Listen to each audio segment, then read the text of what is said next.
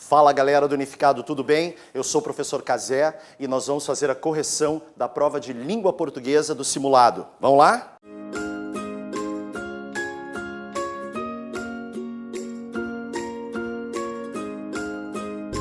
A questão número 1 é uma questão que vai exigir que tu saiba escrever as palavras que estão faltando naquelas lacunas ali.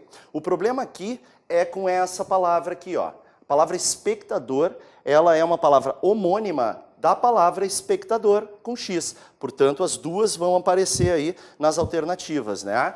Tá, esse é o grande problema. O cogitei não é, ele é escrito com G, da maneira como está aqui, e o especulativo também. Ou seja, não há uma outra palavra, nenhuma outra palavra com essa que vá fazer algum tipo de confusão. Então, cogitei com G, especulativo vem de especulação, portanto, assim como está escrito aqui. Espectador com S, aquele que assiste, que é exatamente o que o trecho do texto diz, não há espetáculo sem alguém que o assista, sem um espectador. Então é este daqui. Diferente de espectador, que seria que está na expectativa. Portanto, a resposta para a questão 1 é a alternativa E.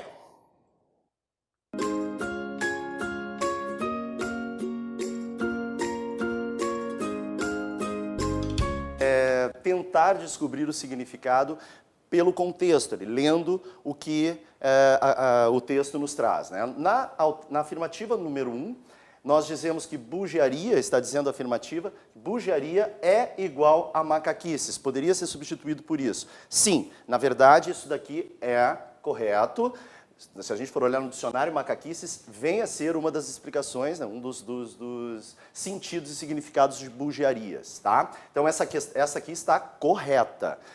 Insigne, está dizendo na alternativa que insigne pode ser trocado por insignificante sem que a gente tenha alteração no sentido. Isso não é verdade, essa aqui está incorreta, porque insigne significa ilustre. Insignificante seria o contrário, seria algo sem importância. Então aqui nós temos uma afirmação incorreta. Cabeço, na afirmativa 3, cabeço, ele diz que pode ser trocado por cabeça da montanha. Não, cabeço é diferente de cabeça da montanha. Na verdade, cabeço é o cume, o ponto mais alto da montanha, o que não vem a ser cabeça da montanha, tá? Então essa aqui também está incorreta.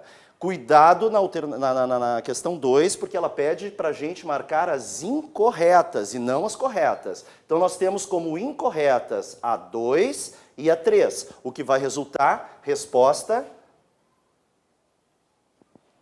E.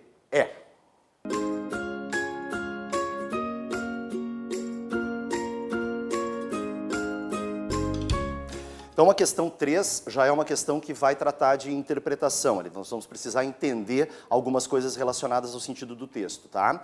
Diz a questão 3, o texto de Machado de Assis é uma crítica. A que é uma crítica, né? Aos bons oradores, na alternativa A, não é uma crítica aos bons oradores, tá? Aqueles que exploram a ingenuidade alheia, não, o texto trata justamente disso e não está criticando isso no texto, tá? A sociedade em geral, não critica a sociedade de forma alguma aqui em geral. Na alternativa D, aos que divulgam teorias inverossímeis quanto aos que deixam se enganar por elas. Essa seria a alternativa correta, porque na verdade o bonzo é exatamente isso que ele faz, né? Ele cria uma teoria inverossímil e ele justifica essa teoria a partir da manipulação. Como é que ele conta? Ele explica como manipulou as pessoas ali, como as pessoas também foram se deixando enganar por ele. Então a alternativa correta seria a D, mas vamos ver a letra E também, ó. As leis divinas ou humanas que não nos permitem a livre expressão de ideias. Não, a livre expressão de ideias está bastante manifesta aqui no texto, sem problemas. Então, a alternativa correta é a alternativa D.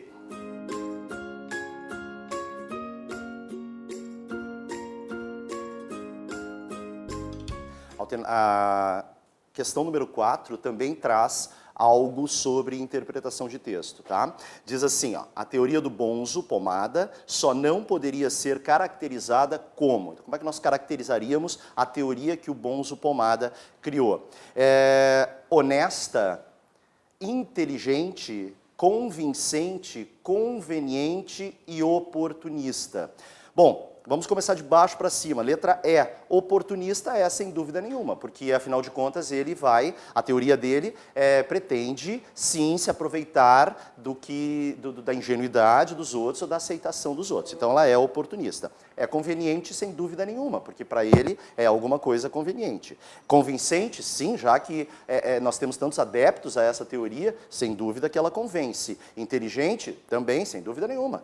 É uma artimanha bastante enredada, muito bem criada, sem nenhum problema. Ela só não seria, então, honesta, o que nos dá, como resposta da número 4, a alternativa A.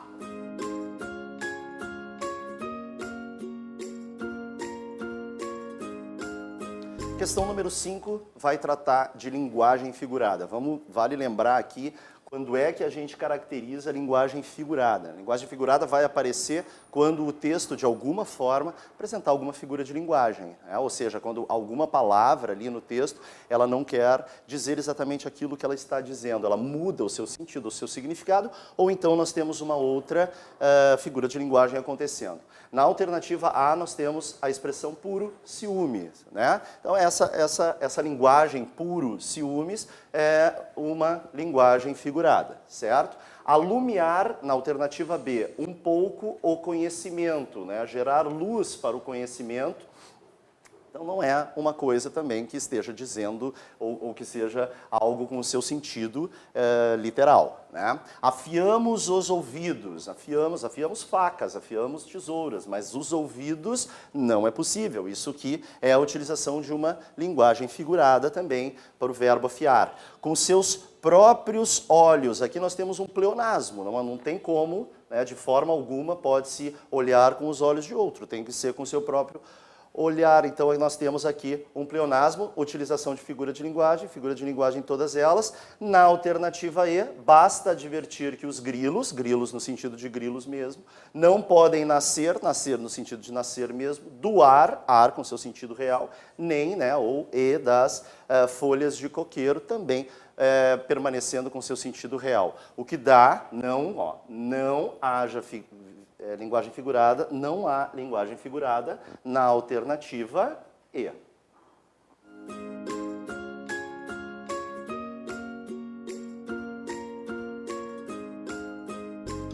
A questão 6 diz o seguinte: no período, se puserdes as mais sublimes virtudes e os mais profundos conhecimentos em um sujeito solitário, remoto de todo contato com outros homens, é como se eles não existissem. E essa questão está pedindo para a gente descobrir esse pronome aqui, qual é o termo lá em cima que ele está trazendo de volta, que ele está retomando, como se ele tivesse, é o que ele está fazendo, substituindo esse termo aqui.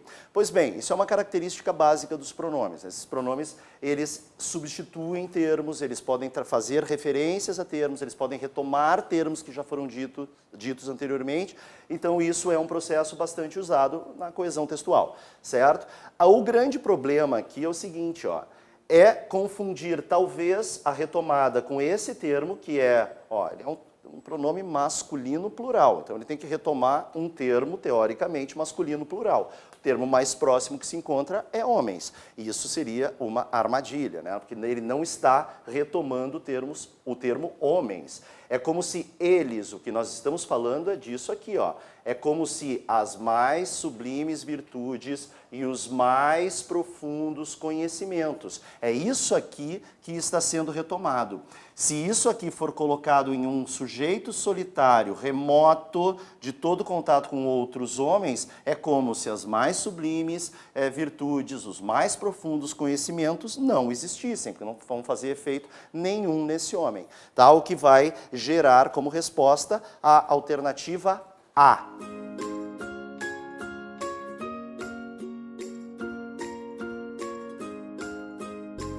Então vamos para a questão de número 7, já é uma questão que vai envolver alguns conhecimentos gramaticais aqui. Vamos lá. Analise as informações a seguir. Primeira informação, o deslocamento do vocábulo bravias para imediatamente antes de plantas não altera nem sentido, nem classe gramatical das palavras em questão. Então olha aqui o que nós estamos analisando. Ó, plantas bravias, isso daqui, substantivo, e isso daqui, adjetivo. Muito bem. Os adjetivos, a gente sabe que o lugar deles é depois do substantivo, mas isso não é uma obrigação. O adjetivo pode vir, em alguns casos, ele pode vir sim antes dos substantivos. Só que nós temos que cuidar que alguns adjetivos, quando colocados antes do substantivo, alteram o seu significado, ou então mudam até de classe gramatical. É mais ou menos isso que está sendo pedido aqui, com o substantivo bravias. Se eu, ao invés de dizer plantas bravias, disser bravias plantas, eu estou alterando alguma coisa em relação ao significado da palavra? Não, absolutamente não. Bravias plantas, nós temos a mesma noção de sentido, assim como permanece sendo bravias um adjetivo e plantas um substantivo. Continuamos, então, tendo o mesmo sentido, mesma classe gramatical. Essa alternativa aqui está correta, essa afirmativa aqui está correta. Vamos ver a segunda. Diz assim, ó, a pronúncia coloquial de algumas palavras da língua portuguesa costuma apresentar o acréscimo ou supressão de um som não previsto pela gramática tradicional, como ocorre com os vocábulos, aí estão os 3 vocábulos, este aqui. O que pede essa questão, né? É uma questão clássica de fonologia, quando nós comparamos a linguagem coloquial com a gramática tradicional, com a norma culta. Aqui nós temos a palavra escrita desse jeito, como está escrito aqui, mas quando eu pronuncio essa palavra numa vertente coloquial, a gente normalmente diz primeiro. Primeiro. E aí nós vamos ter o quê? Na pronúncia. Nós vamos ter a supressão deste som. Então sim, é verdade, para a palavra primeiro acontece isso, suprimindo o izinho ali. Mesma coisa para laranjeira, olha aqui, esse ditonguinho aqui vai ser pronunciado como laranjeira. Muito normal isso também na coloquialidade, certo? Na maneira de pronunciar as palavras. E aqui nós temos isso, ó, esse aqui, que teríamos que dizer pela norma culta, insigne, mas quando pronunciamos, a gente vai acrescentar um som e falar algo parecido com isso aqui, ó, insigne. Então nós colocamos ali sons que não estão prescritos. Sim, então é verdade também, isso aqui acontece acréscimo ou supressão. Acréscimo aqui, supressão nos dois, acréscimo ou supressão acontece nas 3 palavras. Essa afirmativa também está correta. E a terceira pede para nós analisarmos esse vocábulozinho aqui nessas 3 ocorrências dentro do texto. Aceito a toda aquela gentilidade, estando a cuidar, e como dei graças a Deus. Ele pergunta aqui, ó, se a palavra, essa a, nas linhas 5, 24 e 52, pertence à mesma classe gramatical em todas essas ocorrências. Assim, todas essas ocorrências aqui, o a é uma preposição, coisa que a gente consegue verificar, por exemplo, aqui, ó, se eu trocar, digamos, esse substantivo aqui por alguma palavra masculina, se eu trocar o toda aqui por uma palavra masculina, ó, aceito a todo aquele, e aí ele permanece na mesma forma, isso é uma preposição, não é um artigo. Estando a cuidar, antes de verbo aqui, ó, estando a cuidar, uma preposição. E como dei graças a alguém, graças a Deus, também temos uma preposição. Ok? Então, nós temos essa afirmativa como correta também. O que vai nos dar o gabarito, a alternativa é.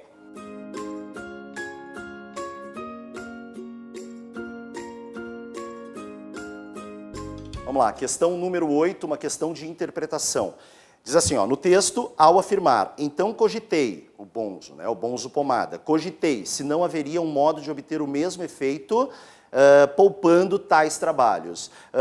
O que é o mesmo efeito? É de ser visto, de ser respeitado, de ser honrado pelos outros. O que é poupando tais trabalhos? É a aquisição do conhecimento, né? O excesso de estudo. Então, o que ele deseja exatamente quando ele diz isso? Vamos ver. Na alternativa A, expressa a intenção de divulgar seus conhecimentos aproximando-se dos outros homens. Não, ele não pretende divulgar os seus conhecimentos, ele pretende atingir um objetivo sem precisar se esforçar tanto para isso. Na alternativa B, procura convencer o leitor a poupar esforços na busca do conhecimento. Não quer convencer o leitor. Quando ele diz isso daqui, ele quer convencer a si mesmo de que ele pode, se haveria uma maneira dele obter o mesmo resultado sem tanto esforço. Então, não é para isso. Na letra C, demonstra que a virtude e o saber exigem muito trabalho dos homens. Sim, isso de certa forma é verdade, mas acontece que também demonstra que existe uma outra maneira de se adquirir isso sem tanto esforço, sem tanto trabalho, o que não daria aqui como resposta a letra C. Na letra D, resume no conceito da doutrina salvadora desenvolvida no parágrafo. Não quer resumir, não. Isso aqui não é o resumo da sua doutrina. O resumo da sua doutrina vem depois. Isso daqui é o modo, a maneira como ele pretendeu, então, agir. E aí nós temos o gabarito, né, que é a alternativa E, que diz o seguinte, exprime a ideia de que a admiração dos outros é mais importante do que o conhecimento em si. Sem dúvida, se ele quer ser honrado, se ele quer ser visto e ser respeitado pelos outros, sem que ele precise estudar tanto ou se dedicar tanto aos estudos. O que daria, então, essa resposta? A alternativa E.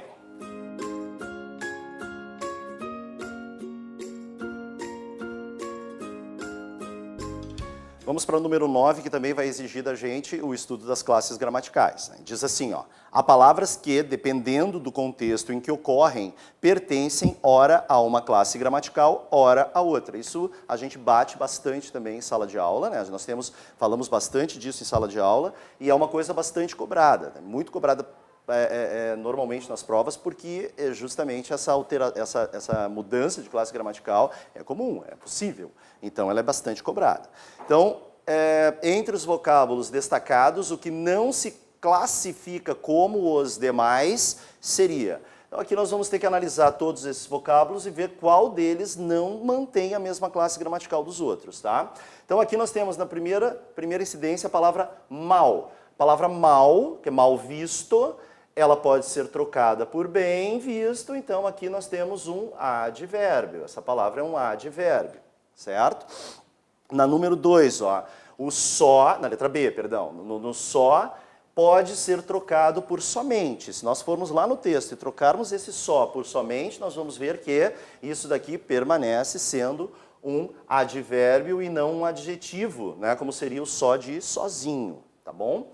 A palavra como está na seguinte frase ali, ó, é como se eles não existissem. Quando o como aparece dessa forma, ele também é um advérbio de modo. É como se eles não existissem. É um modo, representa um modo, portanto, advérbio. Nada. Nada vem na frase, ou pelo menos aqui num fragmento de frase, né, foi nada menos. Isso aqui é uma construção negativa. Né? Foi nada menos, foi não menos que. Então é uma construção negativa. Se é uma construção negativa, o nada também traz a ideia adverbial. Nós temos depois a última palavra, pessoas. Na construção tem consigo pessoas capazes. Isso daqui é um substantivo. Essa questão a gente poderia ter matado sem precisar analisar tudo. Né? Temos que ficar atentos com isso, porque pessoas... muito, assim, só de olhar a lista de palavras, essa palavra destoa bastante das outras, né? Mas, enfim, tudo pode acontecer. Mas a resposta certa, então, é exatamente a letra E. Pessoa seria aquela que não mantém a mesma classe gramatical dos outros.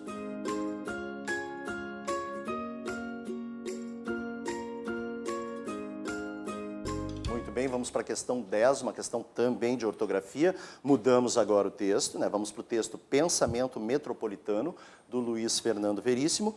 E a questão número 10, ela fala de ortografia, também como lá na primeira questão.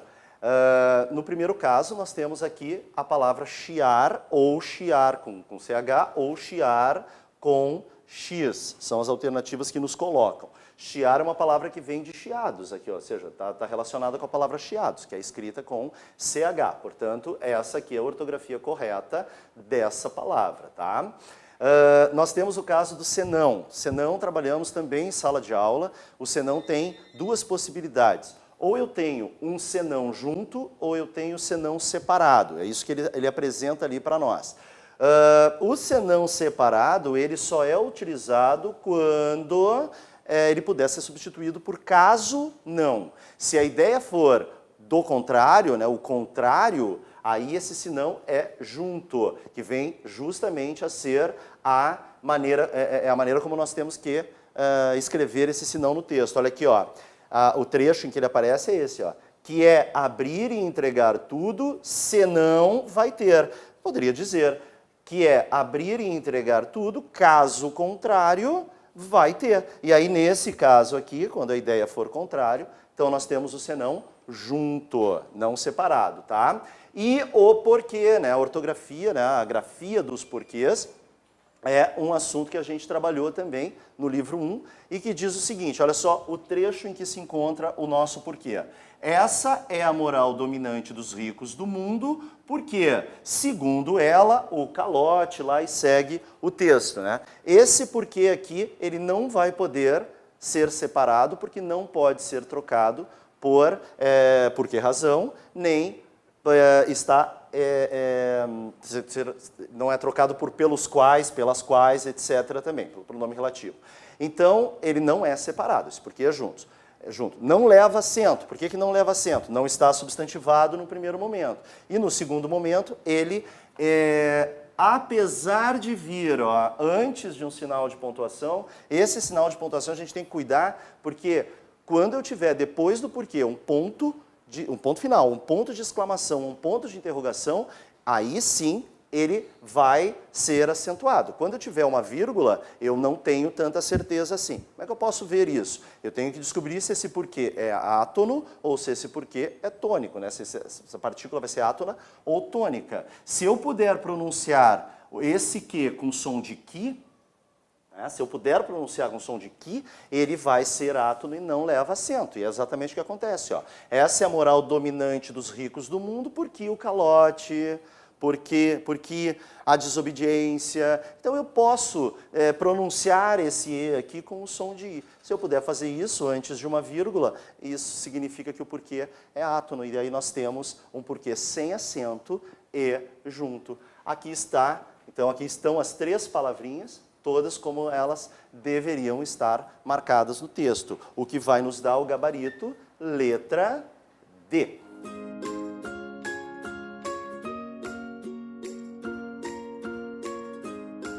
Então vamos lá, questão número 11, considere as seguintes afirmativas. 3 afirmativas são feitas e de acordo com o texto, qual é aquela que está incorreta. Então temos que cuidar isso, temos que marcar as incorretas, mas não confundirmos com as corretas, ok? Vamos lá, então diz assim, ó, os ingleses que vivem no Brasil costumam usar smoking e tomar clarê, mesmo morando na selva. Isso daqui é uma visão do Luiz Fernando Veríssimo, ele vê as coisas dessa forma, dessa maneira. Os ingleses, como se eles estivessem tomando clarê, usando smoking, morando na selva, e isso daqui é uma afirmativa que o texto faz. Os analistas econômicos são seres superiores que defendem os interesses de nosso país, tá? Então, ó, de nosso país também não é o que os analistas econômicos defendem. Eles defendem, segundo o texto, eles defendem os interesses da metrópole e não os interesses do país. Então, isso daqui também não é uma visão que o texto passa. Na número 3, não podemos considerar nosso conceito frente às nações finas mais importante que nossos problemas mais urgentes. Isso é o que deveria ser, né? Na verdade, é isso daqui que o Luiz Fernando defende, a ideia que ele defende, mas não é o que o texto passa. O texto mostra o contrário, que os interesses de outras pessoas são mais importantes que os problemas nossos. Então, de acordo com o texto, está incorreta somente a alternativa 3, a afirmativa 3, porque a afirmativa 3 é aquela que vai contra um pensamento que o texto coloca. Então, nós temos aqui a resposta, letra C, somente a terceira afirmativa.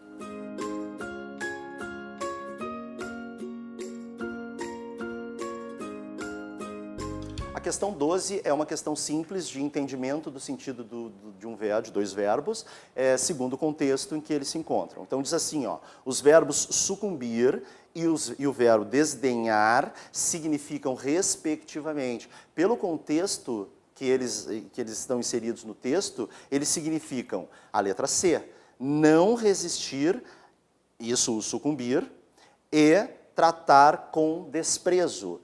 Esse, o verbo desdenhar, isso dá o gabarito, letra C.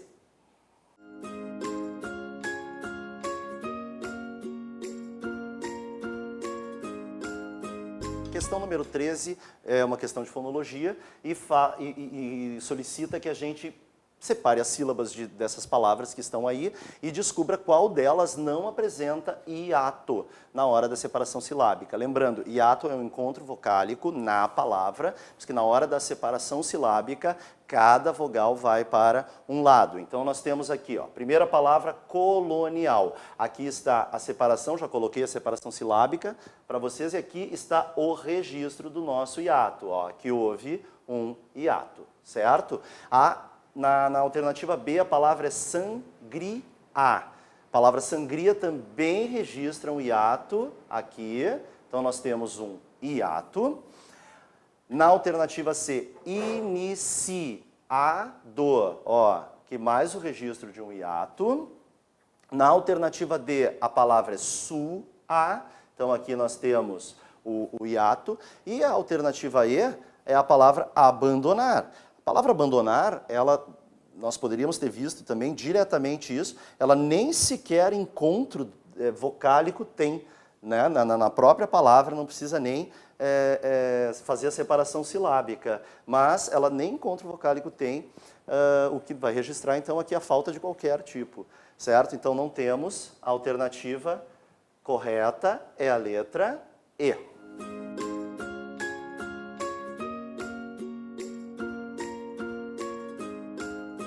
Agora vamos para a questão 14, que é uma questão que trata de alguns conceitos gramaticais aqui, relacionados ao uso do artigo.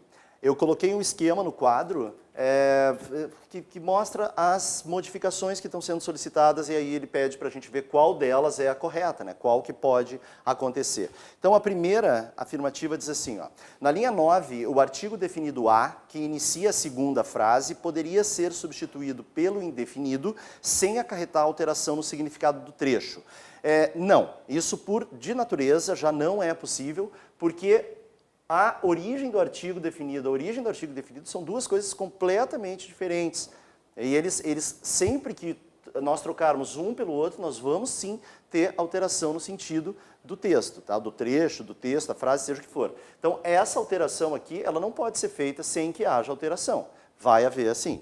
Então, vamos lá para a letra B. Os artigos definidos o e a poderiam ser omitidos sem acarretar erro ou prejuízo semântico, prejuízo no sentido. No trecho em que ele dispõe. O trecho que ele dispõe, aqui está a utilização dos dois artigos, ó. O calote e a desobediência. O que ele diz é que a gente pode suprimir isso daqui, tirar isso daqui, e a frase ficaria da seguinte forma, ó. Essa é a moral dominante dos ricos do mundo, porque, segundo ela, calote e desobediência a Washington são mais escandalosos do que a fome. Sim, aqui nós poderíamos fazer, porque o sentido de calote, o sentido de desobediência, o sentido global desses termos, ele ficaria mantido. Então, nós podemos, sim, suprimir aqui, tirar fora o artigo o e o artigo a sem esse tipo de problema, tá? Porque vale o sentido geral dos dois. A letra C diz substituir o artigo definido pelo indefinido. Nem completei aqui o esquema, porque é algo muito semelhante à alternativa A. Substituir o artigo definido pelo indefinido acarreta, sim, mudança, alteração de significado. Então, também não é possível. Se eu trocasse seu próprio caminho romântico por um certo caminho romântico, nós iríamos manter o sentido dos termos? Não. Obviamente que ao trocar o próprio, que dá uma ideia definida, é aquele caminho, é o próprio caminho, é o caminho dele, por um certo, que dá uma ideia um pouco mais indefinida, nós alteraríamos o sentido e significado. Essa alteração também não é possível sem alterar o sentido e significado. E por último, acrescentar o artigo indefinido uma imediatamente antes dessa expressão aqui, ó, a peste. O que geraria isso aqui, ó, a peste.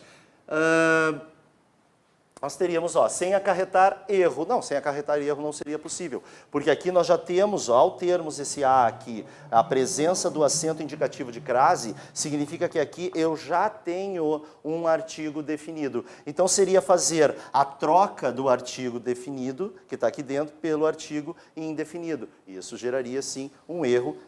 Eu não poderia manter, por exemplo, esse acento indicativo de crase, então teria erro nessa questão, nessa afirmativa, né? Então nós temos como resposta essa aqui, ó.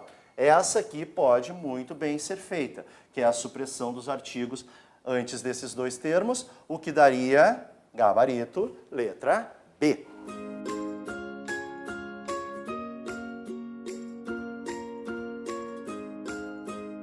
Questão 15, então, diz o seguinte: assinale a palavra que aceita flexão de gênero. Flexão de gênero, passar uma palavra do masculino para o feminino. Então vamos ver qual dessas aqui aceita essa flexão. A palavra rigor. A palavra rigor não aceita, não existe a rigor ou rigor. Esse a rigor que aparece no texto, esse a aqui não é um artigo, esse a é uma preposição. Então, não determina gênero ali. A palavra imagem é feminina, a imagem. Então, ela não aceita flexão. Mesma coisa com proveito, é o proveito. Palavra masculina, não existe a sua feminina. Jeito, mesma coisa, o jeito e não ajeita, né? A palavra que vai aceitar a flexão, então, é o adjetivo iniciado, que vai aceitar passar para o feminino a iniciada. Alternativa correta, letra E.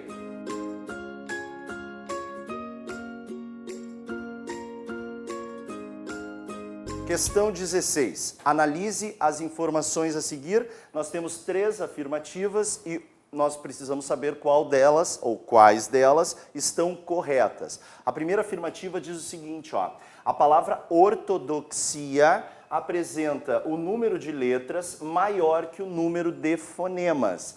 Se a gente observar, a palavra ortodoxia tem 1, 2, 3, 4, 5, 6, 7, 8, 9 letras aqui. Só que nós temos um X perigoso. Esse X aqui, o mesmo X de táxi, por exemplo, é o X que tem 2 sons. Então, na verdade, a palavra ortodoxia tem 9 letras, mas tem 1, 2, 3, 4, 5, 6, 7, 8, 9, 10 fonemas. Então, essa informação aqui, ó, essa afirmativa, ela está errada, tá? O número de letras não é maior que o número de fonemas, é o contrário. O número de fonemas é maior que o número de letras. A segunda afirmativa diz que a palavra caminho no texto, ou a palavra caminho, de um modo geral, pode pertencer a outra classe gramatical. Sim, isso é verdade, tá? A palavra caminho, ela pode ser o substantivo o caminho, mas pode ser o verbo eu caminho. Então, sim, ela pode trocar de classe gramatical sem nenhum problema. O problema é esse aqui, ó. Está dizendo que esse fenômeno se chama paronímia. E não, esse fenômeno não se chama paronímia, tá? Esse fenômeno se chama homonímia. Homonímia. É a questão dos homônimos perfeitos, aqueles que têm a mesma grafia e o mesmo som, tá? Identidade gráfica e identidade sonora. Então, tá certa a afirmativa, porém, quando ele diz que é parônimo, não é um parônimo, é um homônimo, ok? A 2, então, se torna errada por causa disso.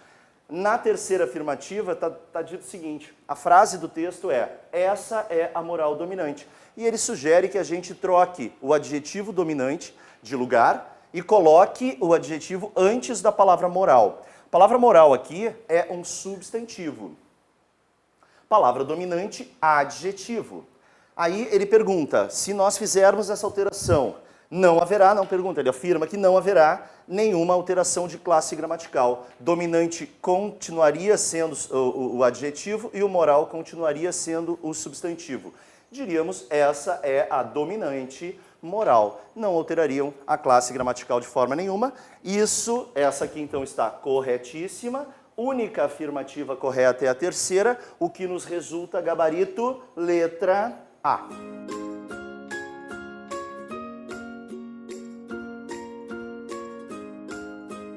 Questão 17, então. Diz o seguinte, a alternativa que apresenta o número correto de substantivos e de adjetivos presentes na primeira frase do texto é. Então vamos lá, a primeira frase do texto está colocada aqui. A primeira frase do texto vai desde o seu início, aqui em colonizadores, vou marcar como um período aqui, até o primeiro sinal de pontuação forte, que é aquele sinal, aquele ponto final ali. Aí está a primeira frase do texto. Agora, precisamos contar quantos substantivos tem aí dentro, quantos adjetivos a gente encontra. Já estão colocados aqui no quadro para vocês. Olha só, o que está em azul aqui são os substantivos. Então, percebam os substantivos que nós temos. Colonizadores, meio, selva, costumes, metrópole, traje, rigor, jantar, clarê, lagartixa, nativos, volta e peste. São os substantivos presentes no texto. Tá? 2, 3, 4, 5, 6, 7, 8, 9, 10, 11, 12, 13. 13 substantivos presentes no texto. Adjetivos presentes no texto. Percebam que nós estamos pedindo adjetivos e não locuções adjetivas. São completamente diferentes. Eles dão uma ideia adjetiva de qualificação, mas a estrutura é bem diferente. O adjetivo, uma única palavra. Uma locução adjetiva, duas palavras. Aqui nós temos uma locução. Uma preposição mais um substantivo. Não foi pedido preposição, locução. Tá? Então, não vamos atrás delas, apenas dos substantivos, uma única palavra.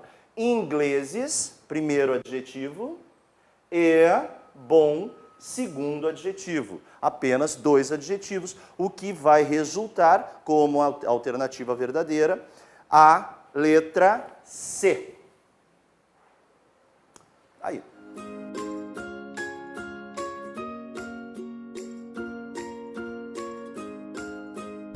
Questão 18, então.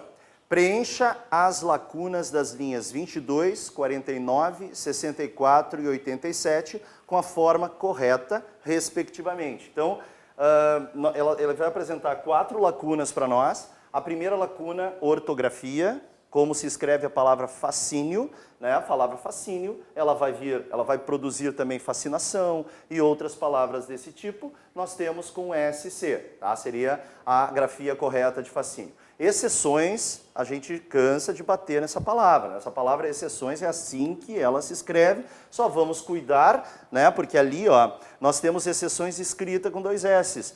Por que nós temos exceções sempre escritas com 2 S's também? Porque nós temos a palavra excesso, que é uma palavra semelhante, mas não tem absolutamente nada a ver em relação à palavra exceções. Uma é uma palavra, se escreve com C cedilha, a outra escreve com 2 S's. Então, a partir dessa semelhança aqui, é que sempre utilizam, sempre colocam esses dois, porque é justamente para confundir. Então, exceções não temos mais o que discutir, exceções é isso e acabou-se. Tá? O problema fica aqui, para a grafia dos porquês. Aqui está a grafia dos porquês, como deveria ser. Já trouxe aqui para vocês, ó, o primeiro porquê. Por que que ele é junto e sem acento? Aqui está a frase, ó, porque a maioria dos brasileiros, e aí vai se seguindo. Por que que esse porquê não se separou? Não se separou porque a gente não consegue colocar um porquê razão aqui no primeiro momento, né? Porque razão, a maioria dos brasileiros não fecha isso no sentido. Também não podemos substituí-la por pelo qual, pela qual, pelos quais. Então, ó, pelas quais a maioria dos brasileiros, ou pela qual a maioria dos brasileiros, não vai encaixar aqui no contexto, ok? Então, esse porquê é junto, e porquê que não é acentuado, não vem nenhum sinal de pontuação forte depois dele, e não estará, basta olhar ali na frase, não estará com nenhum termo substantivador na frente. Então, o primeiro porquê, ele é desse jeito exatamente por esse motivo. O segundo porquê, da mesma forma, ele não vem substantivado, portanto não leva acento.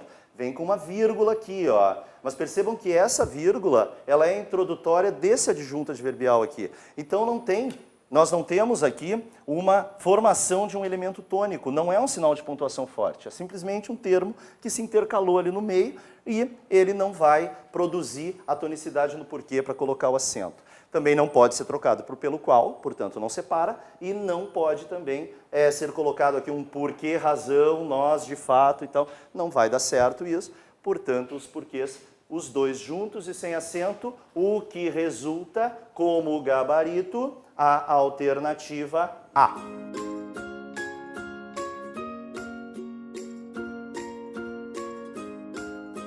Vamos então para a questão 19, que diz o seguinte: para caracterizar o brasileiro, o autor menciona vários aspectos, exceto questão de interpretação. Então vamos lá. Primeira alternativa, o que que diz? A valorização de produtos estrangeiros. Diz que o brasileiro valoriza produtos estrangeiros. Sim, se retornamos no texto, vamos perceber que sim, ele valoriza mais, por sinal diz no texto, né, que ele valoriza mais os estrangeiros do que os similares nacionais. Então sim, essa está correta, não vamos marcar. A acomodação, letra B, a acomodação da população frente aos escândalos políticos. Também diz aqui que, por todos os problemas que se passa politicamente falando, o brasileiro não reage e acaba votando, inclusive, naqueles mesmos que o ludibriaram, é o que o texto vai dizer. Então, essa daqui está correta, é sim um caracterizador do brasileiro, então a gente não marca, nós estamos procurando aquela que não está correta.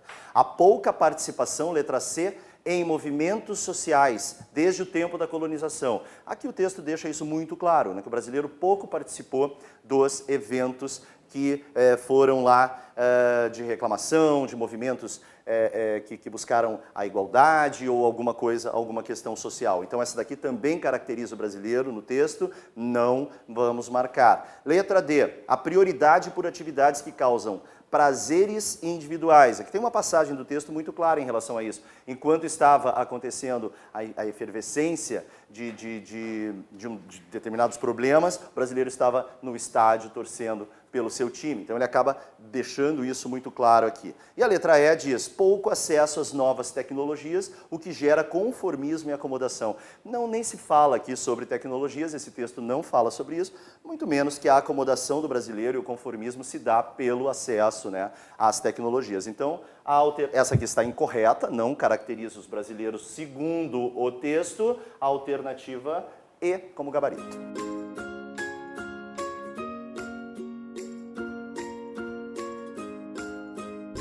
Questão 20, então, diz o seguinte, ó. Assinale a palavra retirada do texto que se classifica morfologicamente como o vocábulo bastante. Analisando o vocábulo bastante no texto, nós vamos descobrir que o bastante está cumprindo a função, a classe morfológica advérbio. Ele é da classe morfológica advérbio. Então nós vamos ter que achar, dentre essas palavras que estão aqui, ó, eu só coloquei alguns fragmentos do texto que está lá, tá? Das alternativas, mas as palavras estão aqui. Essas palavras aqui, qual delas acompanha o bastante, ou seja, é um advérbio também. Na questão A, na alternativa A, nós temos afetividade exuberante. Afetividade é um substantivo. Se a afetividade é substantivo, esse termo que está ligado a ele jamais poderia ser um advérbio. Tá? O advérbio não se liga aos substantivos, então não poderia estar aqui. Isso daqui é um adjetivo, certo? O que caracteriza, letra B, o que caracteriza realmente, aqui nós temos, ó, Aqui nós temos uma palavra ligada a um verbo, né? Caracterizar. Então nós temos aqui um advérbio. Esse realmente, de fato, é um advérbio. O que vai nos dizer o seguinte, que essa baixa autoestima substantivo. Então com esse substantivo aqui nós vamos ter um advérbio, um adjetivo também. Então baixa é um adjetivo. Este é, de fato, o melhor, provavelmente o melhor produto, né? Então nós vamos ter o melhor como adjetivo e uma palavra aqui que não está presente. E poderia ser mais evidente, poderia ser evidente. Esse evidente aqui é outro adjetivo. Então, percebam, o único que acompanha aqui, né, o bastante com a classe gramatical advérbio também é a letra alternativa B, a palavra realmente.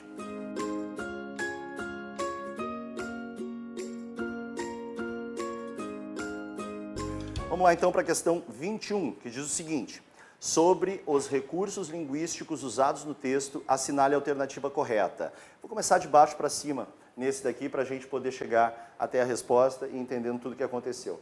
Diz a letra E, uso recorrente de primeira pessoa confere visão pessoal simplista e incoerente ao texto. Ok, uso recorrente de primeira pessoa confere sim ao texto visão pessoal, claro, mas não simplista, muito menos incoerente. O uso de primeira pessoa demonstra que ele está expressando a sua opinião em primeira pessoa. Basta isso. Isso não simplifica o texto, né? Isso coloca simplesmente como a visão pessoal dele. Então, não, essa daqui não está correta em relação a esse simplista e incoerente aí que não estão fechando, tá? A palavra passividade e baixa autoestima são adjetivos. Ele está nos informando isso, né? Que passividade e baixa autoestima são adjetivos. Não, na verdade não, né? A palavra passividade é um substantivo e a palavra autoestima é outro. O único adjetivo que a gente tem aqui é a palavra baixa. Aí sim, nós temos um adjetivo. Essa aqui também não pode ser verdadeira, porque as outras palavras não conferem essa classe gramatical, tá? O uso dos parênteses, na letra C, ó. O uso dos parênteses serve para isolar informações consideradas menos importantes que as anteriores. Parênteses para isolar informações menos importantes. Parênteses para isolar informações, para mostrar opiniões, para ressaltar alguma coisa, mas não para alguma coisa que não tenha importância ou que tenha uma importância menor. Não teria sentido se essa coisa não tem importância ou não coloca, ou coloca no texto de uma outra forma. Não precisa queimar parênteses por causa disso. Tá? Letra B. Perguntas retóricas. No final do texto, se tu recuperar aqui, tu vai ver que no último parágrafo do texto, ele faz diversas perguntas, né? Essas perguntas no final do texto, na conclusão de um texto como esse, a gente chama de perguntas retóricas. O que vem a ser isso? Perguntas que não têm resposta definitiva ali no texto. Ele não tá querendo as respostas. O que ele está fazendo aqui, talvez, é provocar o leitor para que ele pense sobre esses assuntos aqui. E, às vezes, em algumas dessas perguntas aqui, nós encontramos a própria resposta na pergunta. Então, por isso que a gente chama de pergunta retórica. Diz a letra B, perguntas retóricas prejudicam a textualidade. Textualidade é o que faz um texto ser um texto. São as características que fazem com que um texto possa ser considerado um texto. Não, pergunta retórica não prejudica nada. Pergunta retórica é um processo muito forte de argumentação. Então, não, isso daqui não tem como. E aí nós temos a alternativa A, que diz assim, ó, o pronome esta pode ser substituído por essa, já que ambos retomam alguma coisa que o autor quis dizer anteriormente. Aqui vale lembrar o seguinte, normalmente, ó, o pronome esta é um pronome catafórico, ou seja, ele vai enunciar uma coisa que vai ser dita, que não foi dita ainda. Isso a gente chama de catáfora. O pronome essa é um pronome anafórico, ou seja, ele vai retomar, esse aqui sim, vai retomar alguma coisa que já foi dita anteriormente. Existe uma possibilidade do pronome esta substituir o pronome essa retomando. Essa possibilidade é a seguinte, quando aquilo que o esta está retomando vier imediatamente antes dele. Mas imediatamente antes. Então a gente olha para o que vem imediatamente antes. Se tu for observar aí, é exatamente o que acontece. Esse pronome retoma todo o período que vem anteriormente a ele. Então nós temos aqui a resposta, letra A, o pronome esta, nesse caso especificamente, está sim retomando e pode substituir o essa.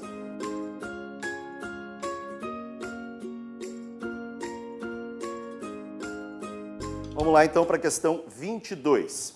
Vamos ler devagar, porque essa daqui a gente precisa prestar atenção em algumas coisinhas, tá? Indique V, verdadeira, ou F, falsa, em cada uma das afirmativas relacionadas com o trecho a seguir retirado do texto. Aí vem o trecho.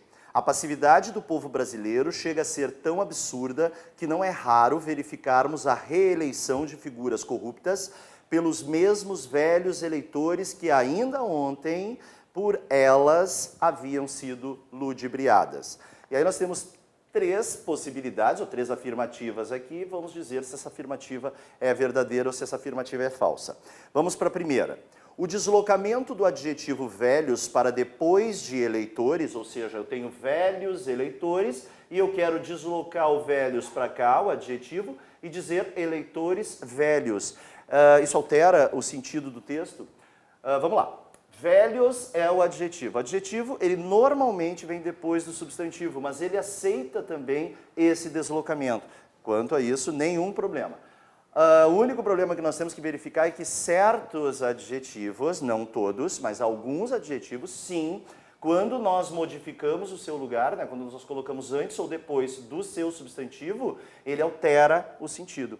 Se eu digo velhos eleitores, eu estou querendo dizer eleitores que votam há muitos anos, ou que são eleitores há muitos anos, têm o costume de ser eleitores. Se eu coloco eleitores velhos, eu já estou querendo dizer que são pessoas, eleitores, que têm uma idade muito avançada. Então, sim, eu, de certa forma, altero o sentido do adjetivo e vai mudar, obviamente, o sentido. A afirmação era, fazendo a alteração não altera o sentido, afirmativa falsa, tá? Altera o sentido, sim.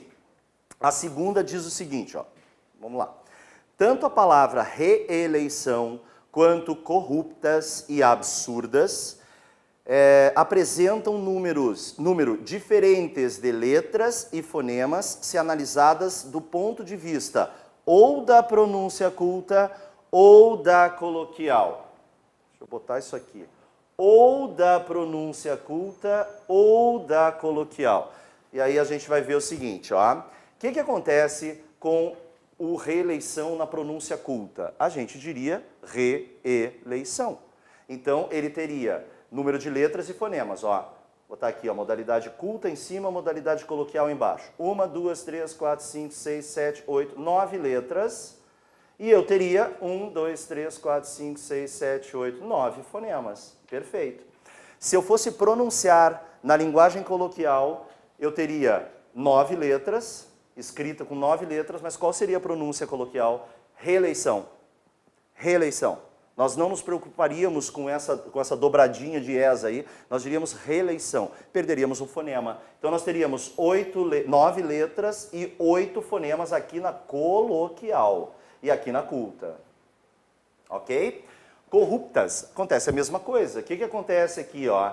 Corruptas, eu tenho letras, 1, 2, 3, 4, 5, 6, 7, 8, 9 letras. Fonemas, aqui eu tenho um dígrafo, então eu tenho um fonema só. 1, 2, 3, 4, 5, 6, 7, 8 fonemas. O que aconteceria se eu pronunciasse na linguagem coloquial?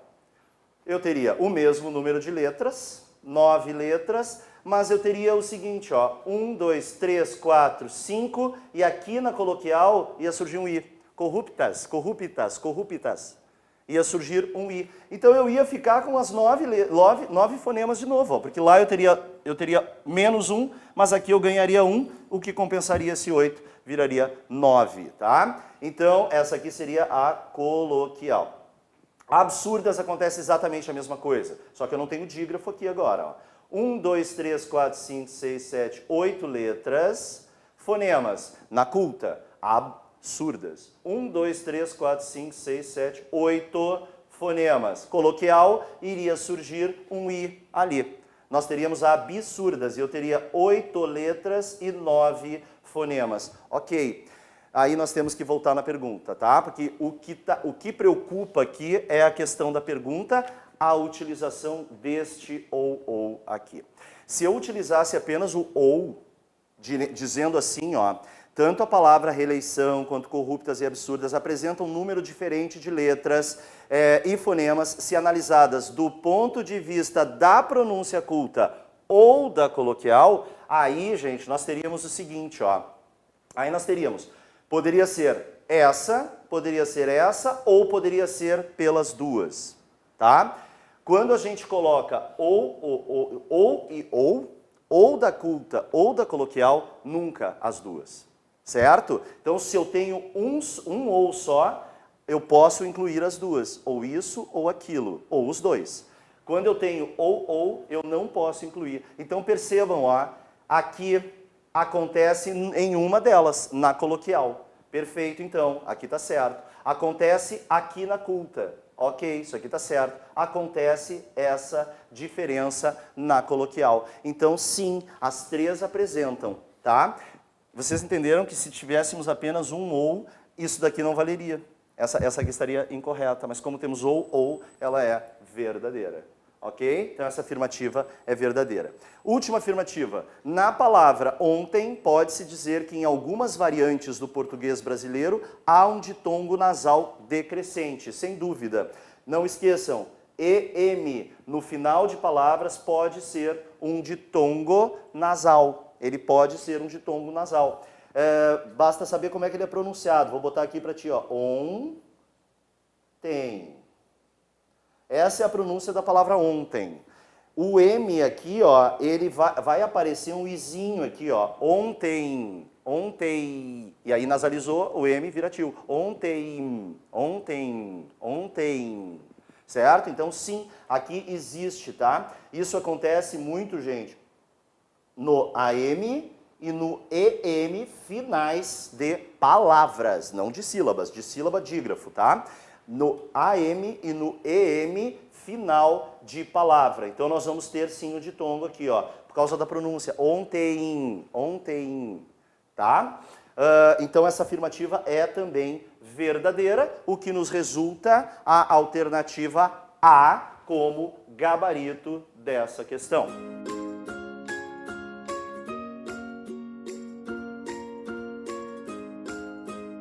Questão 23, então. Diz assim: analise a palavra destacada no fragmento a seguir. Já está separado ali para vocês, e aí a gente analisa aqui o fragmento.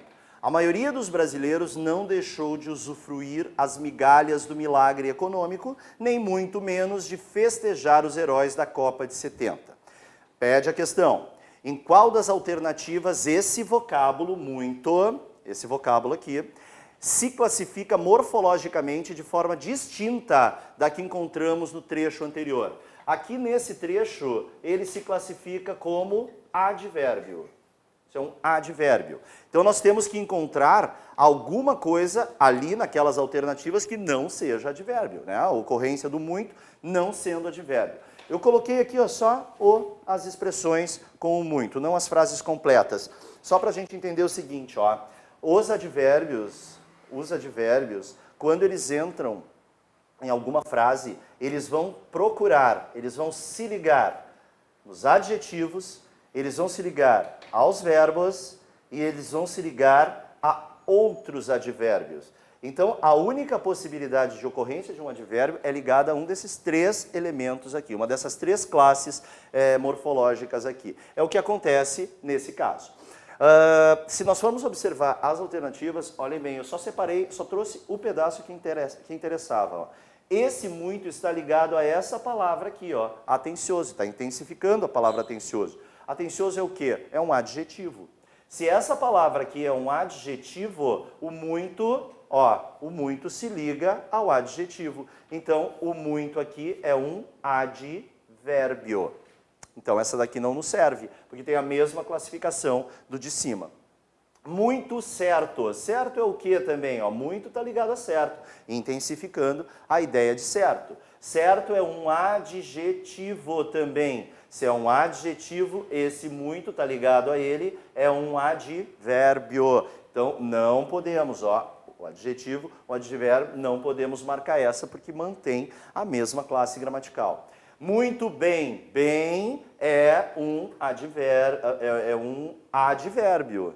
Né? Muito bem, muito mal, com U. Então, é um advérbio. Então, percebam que nós temos um advérbio ligado a outro advérbio. É isso daí que acontece, não podemos marcar também, porque nós temos advérbios, tá?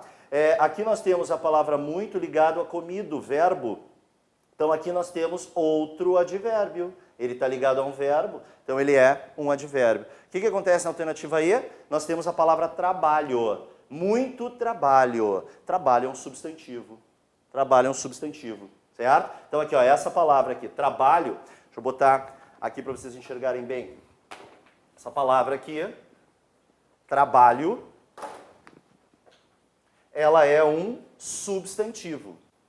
Se eu colocar a palavra muito aqui na frente, eu estou intensificando a ideia de trabalho? Não. Na verdade, isso daqui é um pronome, porque está sendo ligado a um substantivo. Advérbios não se ligam a substantivos. Então, esse aqui não pode ser um advérbio. Essa é a alternativa que eu tenho que marcar. Gabarito, letra E, porque esse muito diferente desse muito aqui. Isso aí.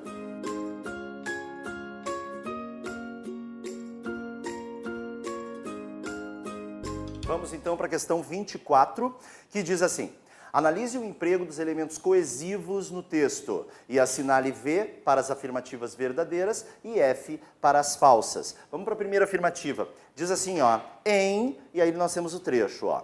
E desprezar o similar nacional, ainda quando este é de fato o melhor. E ele afirma que este pronome destacado, que é o pronome este está se referindo ao povo brasileiro. Na verdade, não, tá? O pronome este está se referindo a similar nacional. Similar nacional. Então, essa daqui é uma afirmativa falsa, ok? Na segunda, no período, a passividade do povo brasileiro chega a ser tão absurda, e aí tem a continuação, ele corta aqui, o termo grifado, tão, cumpre a função de intensificar o argumento e morfologicamente é um adjetivo. Não, tá? O que vai acontecer é que depois desse tão nós vamos ter um que e nós vamos ter aquele tipo de conjunção que tem dobradinha, tão que, tão que. Então isso daqui é falso, isso daqui é uma conjunção, tá certo? Admitir, o verbo admitir, na linguagem coloquial, apresenta mais fonemas do que prevê a gramática. Nós já algumas vezes falamos na correção desse simulado, desse mesmo assunto, né? Quando uma palavra ela apresenta mais fonemas na coloquialidade. É porque quando nós pronunciamos, nós não pronunciamos admitir, com essa mudez toda, né? Com essa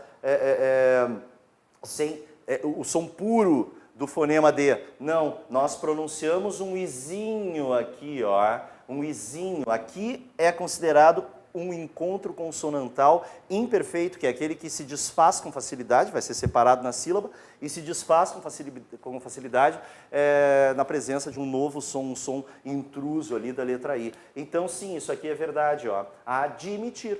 Na linguagem coloquial a gente fala desse jeito, e isso não está previsto na gramática, né? Porque aqui nós temos um som que não está presente na escrita. E, finalmente, a última diz assim: nas linhas 53 a 56, os termos em destaque em, além do mais, o mais. Pouquíssimas dessas revoltas contaram com a adesão significativa da população brasileira, sofrendo antes a sua veemente condenação. E essa afirmativa diz que esses três termos são advérbios, tá? O mais, a ocorrência do mais aqui, este é um termo substantivado, vocábulo substantivado no texto. Olha aqui a presença do artigo na frente, tá? Antes será, sim, um advérbio temporal, aqui um advérbio com característica temporal. E veemente não é um advérbio, né? Não tem aqueles terminados em mente, ó, provavelmente, para nos confundir, né? Uma palavra terminada em mente sempre é advérbio. Não, essa palavra aqui é um adjetivo. Percebam, veemente e condenação. Condenação veemente está adjetivando o substantivo condenação. Então essa alternativa aqui é falsa. E aí nós temos aí, ó, falso, falso, verdadeiro, falso. Nós temos como resposta a alternativa C.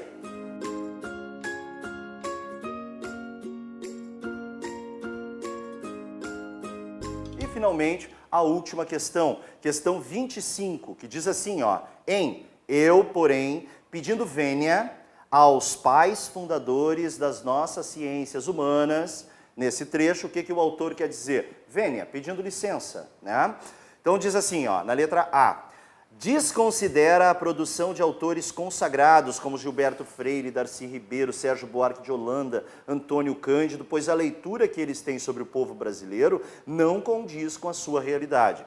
Na verdade, não. Quando ele pede vênia, quando ele pede licença a esses escritores, ele pede licença para não concordar com eles, mas não para desconsiderar o que eles dizem, muito pelo contrário, tá? Então, não, essa daí não pode por causa desse desconsidera aí que não está correto.